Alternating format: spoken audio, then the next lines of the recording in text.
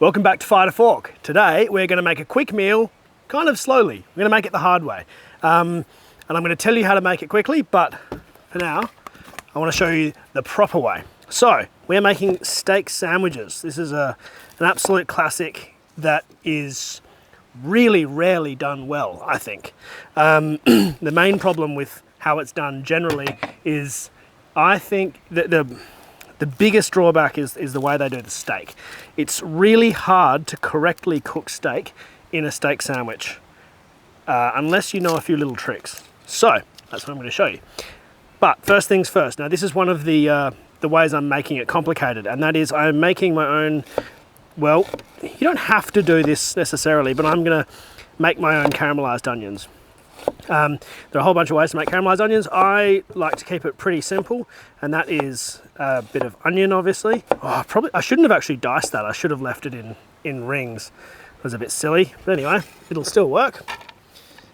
All right, this one I will do in half rings. And now with this, I like to just a bit of salt, pepper, butter, and balsamic vinegar. The reason for the balsamic vinegar, some people add sugar and stuff. You don't have to do that. You can just add a bit of balsamic, and that has a bit of sugar in it. So, a bit of balsamic in there, some butter. This recipe, by the way, is from my cookbook. So, if you want to check it out, it is on sale on my website, so firetofork.net. You go to the shop section, and it's up there for sale. Getting quick too, because okay, so at the moment it's the 21st of September. We currently only have about 500 books left of about 10,000. So get in quick, we are about to run out of stock. I'll put on the screen if there are any left, but hopefully there are, and you can jump on there quickly because we're not going to restock. We're still waiting for stock, a reprint. So thank you everyone for buying one so far. We've had an amazing response. All right. And a bit of salt and pepper in there as well. I'll take that over when I go. So, ooh, I think I'm running low. Oh, I am really low on salt. Oh, this is not good. Oh, someone bought a salt grinder, a crappy salt grinder. I have fresh salt. I don't even know where that's from. That is brilliant. All right, well, I'll decant this salt into my good grinder. If you want a link to these grinders, by the way, they last forever and they're really good quality. There's one on my gear page. They're the same guys that hand make these breadboards. These are made in the southwest. Beautiful quality. They're not cheap, but they shouldn't be. Ah, beautiful. All right, let's go put this on the fire. Okay, you want a little bit of heat, not too much, and we'll just leave that for, it'll probably take about half an hour.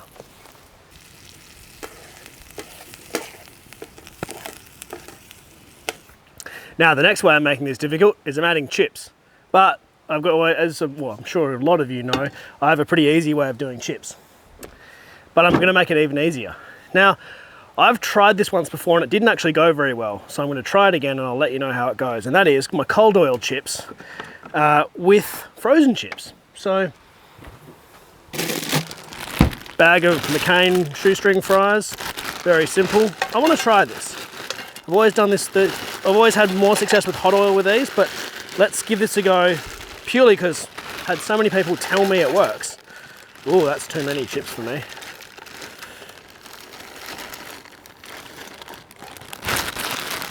Okay, now you want to just cover these with oil.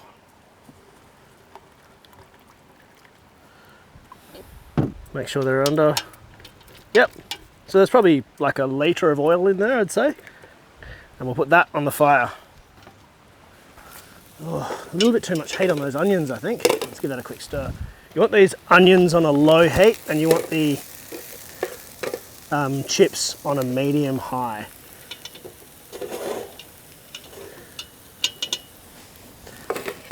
There's a full guide in my book to what that actually means. Like what's low, what's medium high, and it gives you an indication based on how long you can hold your hand there. This is a really hot fire. So I'll move these right back. If I need to, I'll add a little bit of water to this, deglaze it, and might do that actually.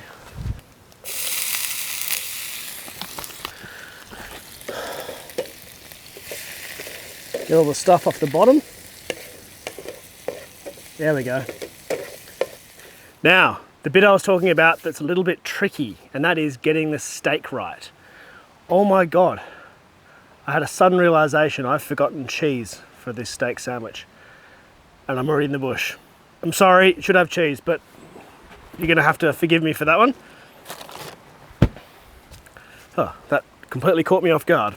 Now, steak. I have here a beautiful piece of Wagyu that I just got out of my freezer. If you look at it, it's pretty frozen. It's not completely rock hard frozen, but it's pretty frozen. So I took it out of the freezer for about an hour, and it sort of slightly thawed, slightly softened up a little bit, but is overall definitely still frozen.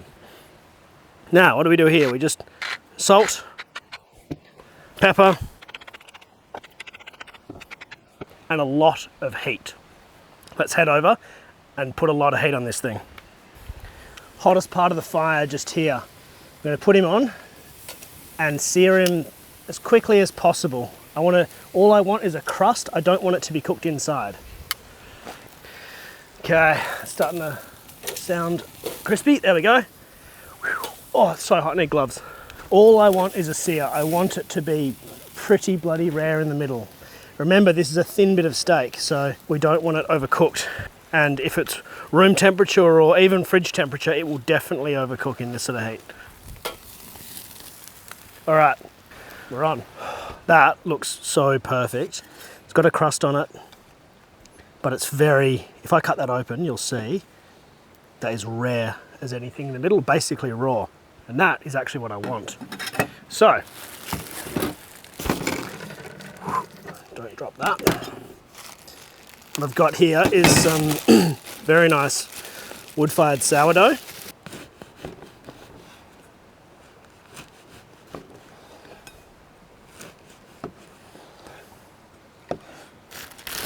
Pro tip, slice your own bread, it lasts longer.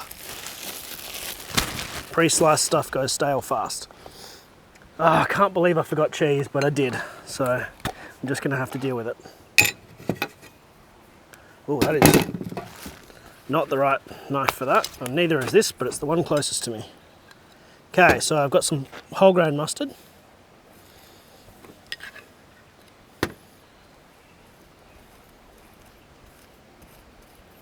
Then I've got a leafy mix. This is spinach and rocket. The spinach adds freshness and the rocket adds this nice pepperiness.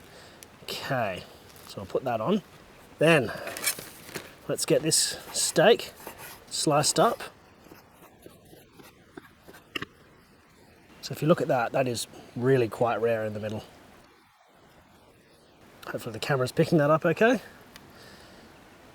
Speaking of cameras, I have actually changed up my setup this time around, so let me know if you like it. Oh, there's a couple of perfectly cooked bits. Oh, Wagyu. It's just incredible.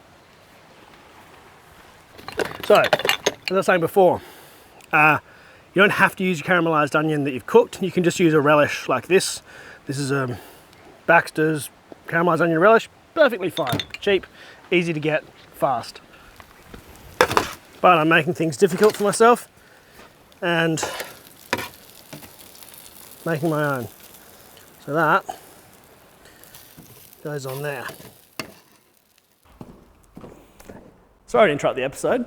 Adelaide people, 22nd to the 24th of October, I'm going to be at the Full Drive and Adventure Show. I'll be there with a whole bunch of other YouTubers. Ronnie will be there, the Overland Travellers will be there, and a whole bunch of other cool people. Come down for a chat.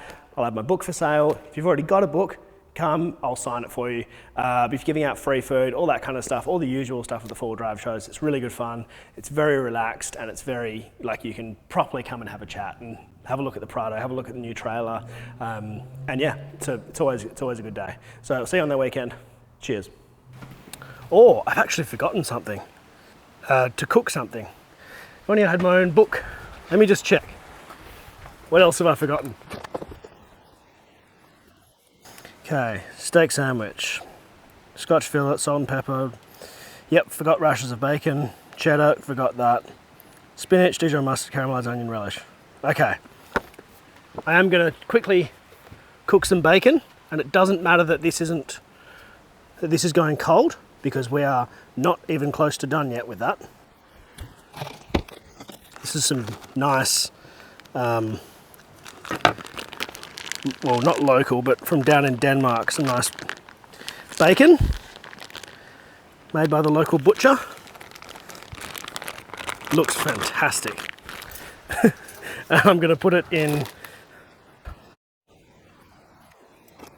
I'm actually going to take that rind off for now, but I always put it back in the packet and then fry it up like crackling, only because it just doesn't quite cook at the same rate on a fire as it does in a pan with oil.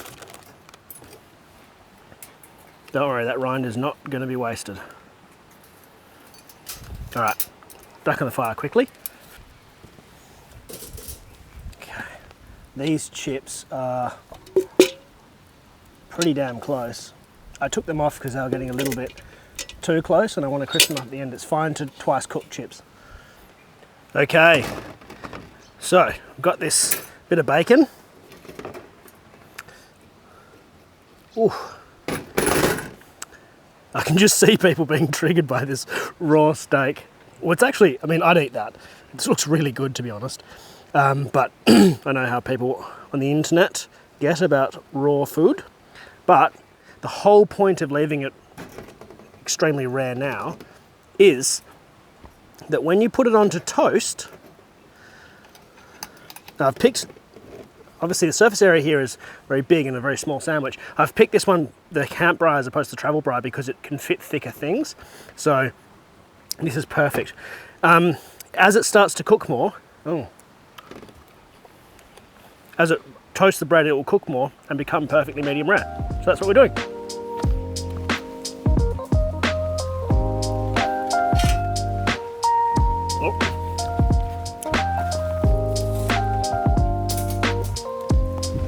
You want this on a low temperature. I've actually slightly blackened the edges there, but this will be fine.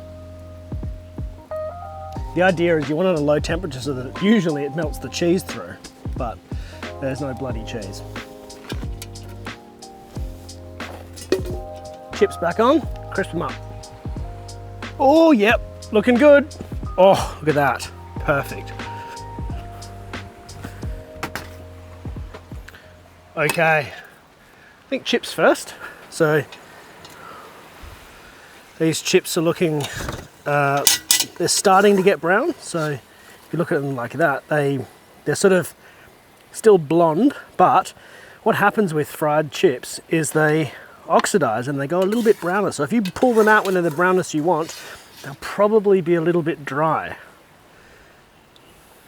They feel good. The old frozen chips.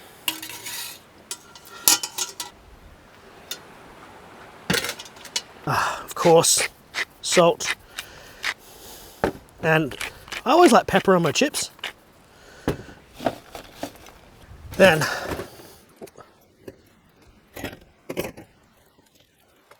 let's get that guy out.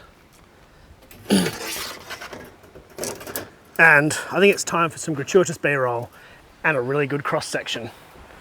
It's been a while since we had a cross section.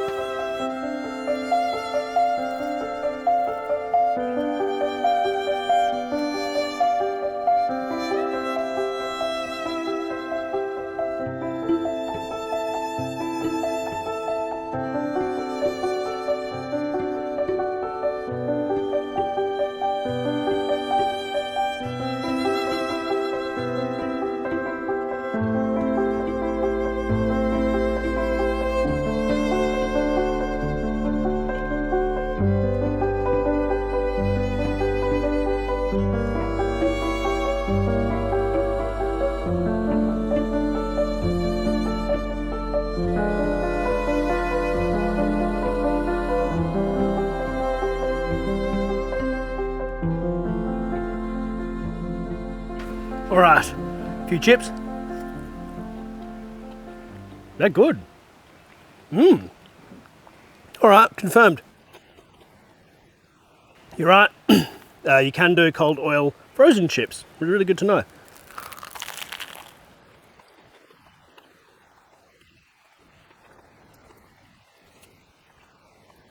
It's really good. The steak is perfect. It's not overdone. It's all rendered nicely. Just wish I had bloody cheese. All right, it's a good excuse. I'm going to do steak sandwich V2 at some point. I'm going to ramp it up again. Probably not for another few months. For now, this with cheese, I know for a fact is amazing because I've made it lots of times. And now you know the technique. Thank you so much for watching. I nearly forgot the most important test of all. Does it go well with beer? Yes, extremely well. This stuff, honestly, truly is mother's milk. Colonial IPA, by the way.